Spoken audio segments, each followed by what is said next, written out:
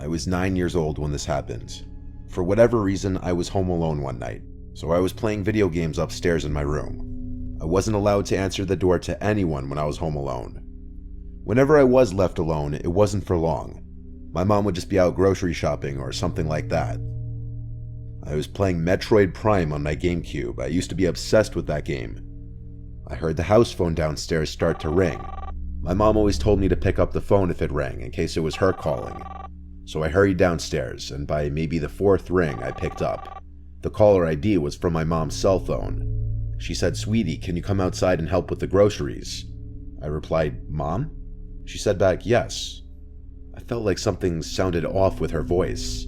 You obviously know your own mom's voice, and so even at such a young age, when I was questioning why it didn't sound like her, I said, "Why do you sound like that?" She replied, "Like what, sweetie?" And I hung up. My mom would never use the word sweetie like that, especially twice in a matter of seconds. The phone rang again, and my mom's number came up on the caller ID again. I ignored it. For some reason, my heart was racing. I was nervous. I sat in the kitchen, waiting to see if the phone would ring a third time, and it did. It took a couple minutes before the third ringing, but when I checked the caller ID, this time it was a different number. I picked up, and a man's voice on the other end said, "Hey James, I know this is gonna sound weird, but it's your dad. I'm outside." All I could mutter out was a weak, "What?" The man said, "I'm outside. I have a lot to explain." I hung up right then and there. My dad died when I was 3. I have no memories of him.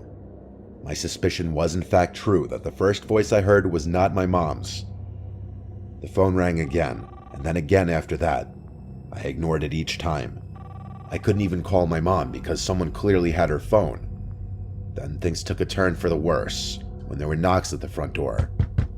This went from a "someone has my mom's phone" situation to a "someone is outside the house" situation.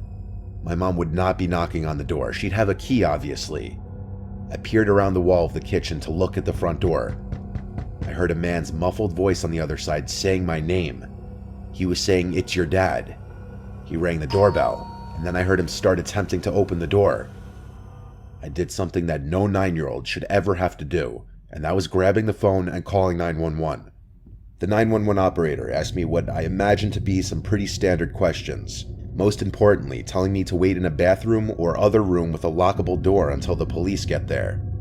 The bathroom is on the first floor of the house. I hid in there with the lights off. Whoever was outside came to the window and tried pulling it open. I heard their entire struggle. Then they must have moved to the next window. I think they tried every window and door in the house. If anything were to have been unlocked, this story would have had a very different outcome. They must have given up at some point before the police arrived. And I say they because clearly there were 2 people involved in this, a man and a woman. They both could have been out there for all I know. The operator told me that the police are at the front door now and it's safe to go meet them there. Only when I opened the door to the police was when I hung up the phone. They did a quick investigation inside and outside of the house and asked me where my mom was supposed to be and if my mom knew anyone who might want to hurt us. I'm sure I said I thought she was grocery shopping or something, and not that I know of. My mom returned home with my little sister in a panic when she saw the police cars out front. My mom's phone was stolen, which was already clear.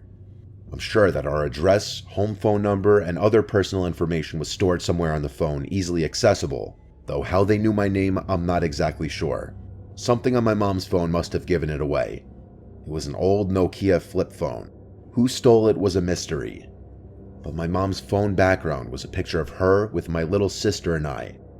This could have been an indication to some disgusting, creepy couple out there that the owner of this phone was a single mom with 2 young kids, and they tried to use that as a way of tricking me into leaving the house.